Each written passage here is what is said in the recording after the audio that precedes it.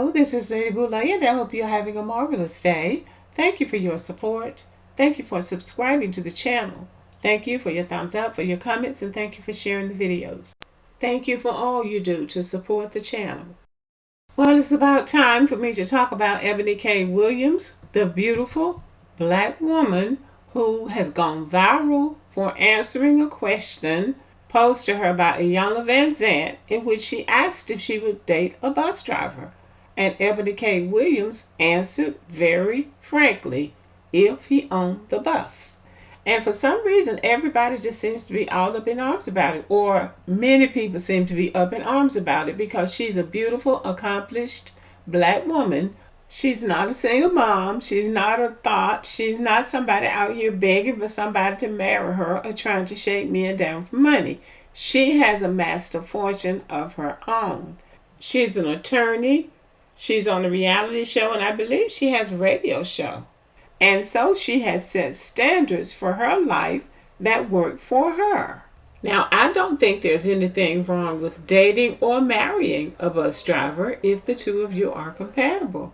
Years ago, I met a woman at the hairdresser's who had moved from Virginia. She had hit the lottery for $15 million, and her family was begging for money to the point that she decided she had to get out of town.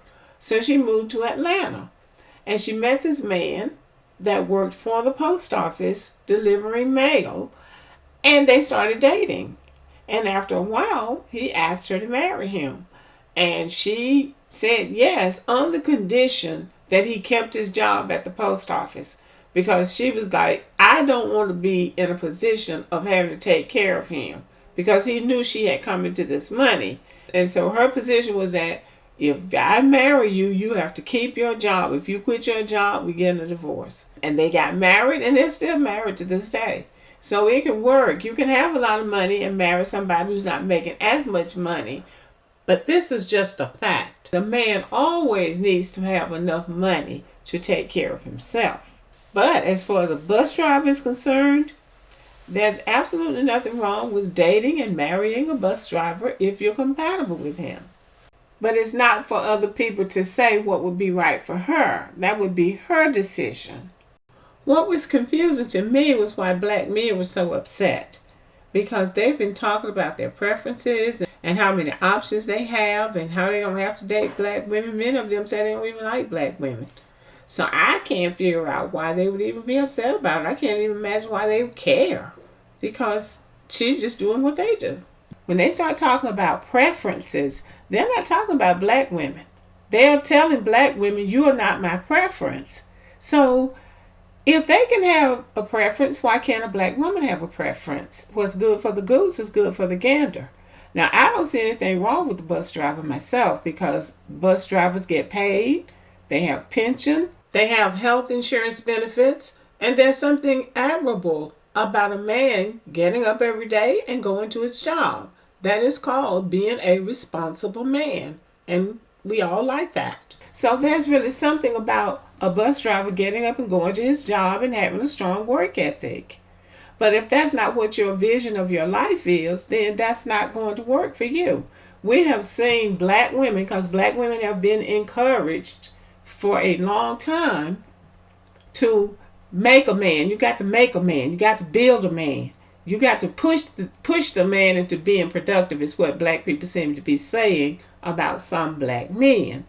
And black women try that. I have seen black women try that. I have seen educated black women marrying people like people that work at the post office, or bus drivers, or people who work in factories, and many of them make that work. It works for many black women. I've also seen where it didn't work out. They were not compatible, and sometimes there was jealousy and friction in the marriage because the woman was better educated or was making more money. So it doesn't work for everybody. And if you know that you are a woman that wouldn't work for, there's no point in you putting yourself through that. If you know that you don't want to marry somebody that's a machinist in a factory or building tires at a tire manufacturing company, if you know you don't want that, then you don't have a responsibility to lie. It's no point in saying, oh yes, I would date a bus driver, just being politically correct. It's no point in saying that if you know it's not true. And also, we tend to date the people that we're around. She's in show business. She's in the beauty pageant world.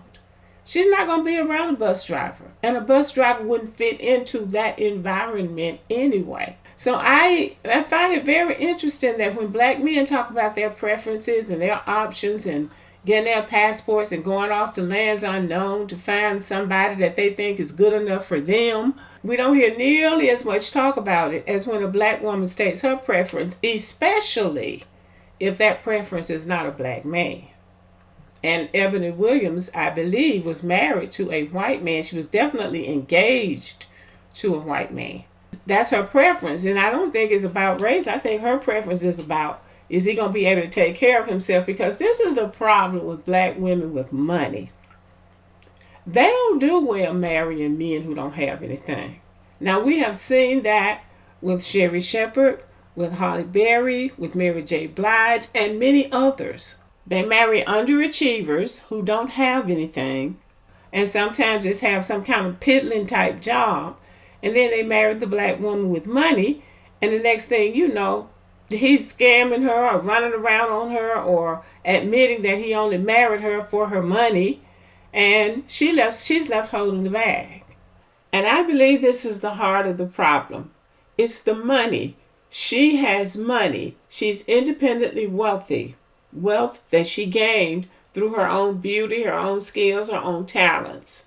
So she's living well. So a man that she would choose could just come in and start living. He wouldn't have to do anything. And this is what's appealing to a lot of people, a lot of men of all races. But she's not allowed to have a preference, even though they have a preference. I think this is a notorious double standard for a black woman. And I think that she was right to stand her ground when people came for her.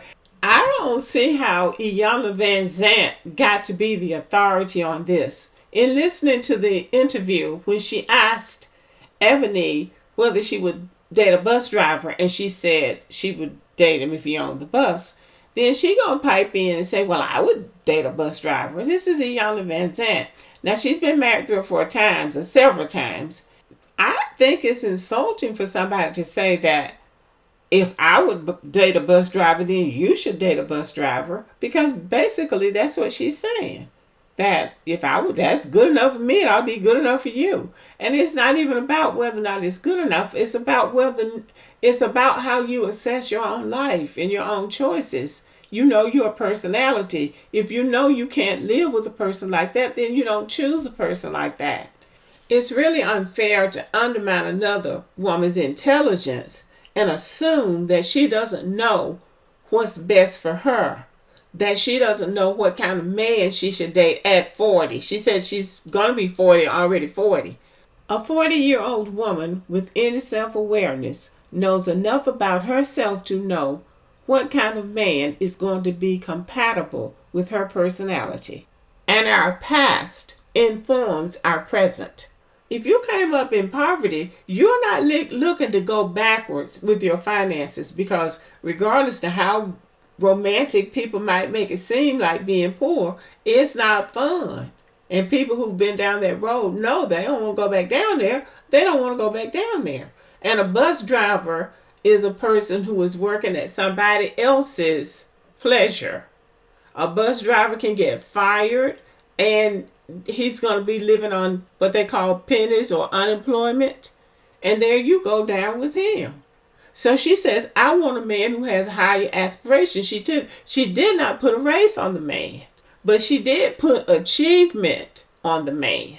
And that is what black people just refuse to accept, that all of us don't want to be dealing with underachievers all the time. And you are not a bad person because you don't want to deal with an underachiever. And if we're being honest, we will acknowledge that a lot of black American men squander opportunity. They squander educational opportunities. Many of them have outstanding athletic ability that they won't really nurture and take care of, and they blow their opportunities with that, or they throw away the money. A lot of them get caught up in the recreational drug use, and they think they have forever and ever and ever to straighten their lives out, and they don't. So we have a lot of issues with black men, and I'm not saying there aren't issues with black women, but right now we're talking about black men because we're talking about a successful black woman and what her preference is in a man. So I think that it's a discussion that needs to be had. Because there is nothing wrong with what she said. There is nothing wrong with a black man aspiring to more than just a day-to-day job, 9-to-5 job, even if he likes the job. If you like it that much, then you ought to be able to expand it. And if you like it that much, you ought to be able to create an environment where you can do it better and bigger and better, and you can bring other people aboard and help them if you like it that much. I was turned off by this whole thing with Iyanla Vanzant because I don't see her as an authority on anything. I don't see her as being an authority on other people's lives. And especially somebody who really just as intelligent as she is. So I thought the whole interview was kind of, it was sort of self-serving on her part. Because she really does think she knows a lot. And I'm sure she does. But she doesn't know what's best for everybody. If she knows what's best for herself, that's enough. You marry people who's on your level. Water seeks his own level. So she wants a man that's educated, accomplished, and has earned several $1,000,000 like she has. That's what every other woman in every other culture would do. And nobody would think hard of her or criticize her for doing that. But in the black community, you always got to act like you are desperate if you're a black woman. You'll take anything if he's black. And that's just not good enough anymore. I think the hypocrisy is quite real where black women are concerned. It's perfectly all right for a black woman to marry a black man who's not productive and take care of him until she decides she can't handle it anymore. But it's not okay for a black woman to say, no, this is not the type of man that is going to enrich my life, and I'm not going to let him drag me down. So black people, too many of us have a problem with black women not wanting to be dragged down. I admire this young woman. I really admire her because she does not back down. She's saying, I'm not going to put a limitation on a man, but I want a man who has higher aspirations than driving a bus. There are many women who don't. And the guy that's driving a bus thinks he's too good for the woman that works in Walmart. That's very often the way it turns out. If he's driving a bus, he's got somebody that he's looking down on and that he wouldn't date. He might not say it to the world like she did, but they don't. They're very picky. Black men are very selective about who they mate with, and they don't care who knows it. I don't like dark-skinned women. Well, I like light-skinned women. I like the girls with the good hair. They don't have a problem saying that. But a black woman says, I want to marry the guy that owns the bus. If he owns the bus, he can drive the bus, and I'm cool with it. Otherwise, miss me. And so I think that she has been honest, and I think her honesty should be validated. And I believe that black people have to grow up. I say this quite a bit. Black people have to grow up. Black women are tired of living in squalor, and it's time for all of us to level up a little bit. And I will end this video by saying that water seeks its own level. And what that means is people seek people who are on their level. And some people think that's being snobbish or being elitist, but it's being practical. Your best chance of getting along with another person is a person who is most like you. They say opposites attract and likes repel. That might be true, but your best chance of getting along, and this is proven over and over by studies, that your best chance of getting along with somebody is someone who is most like you. So if somebody is a lot older than another person, that's probably going to cause a problem. If one person has a lot more money than another person, that's probably going to cause a problem. If one partner is conservative and the other one is liberal, that is going to cause a problem in that relationship. So water seeks its own level. you have to kind of be with somebody who's in the ballpark with you for them to understand you and appreciate you. And so I just think that Eboni K. Williams just put it down bluntly, and maybe it wasn't the most tactful way to say it or the most graceful way to say it, but she said it like she meant it. And I think that if a black man can talk about his preference, a black woman can talk about hers. But you may not agree with me, so let me know what you think about the video. Thank you for listening. Subscribe to the channel, give me a thumbs up, leave a comment, share the video, and as always, have a great day.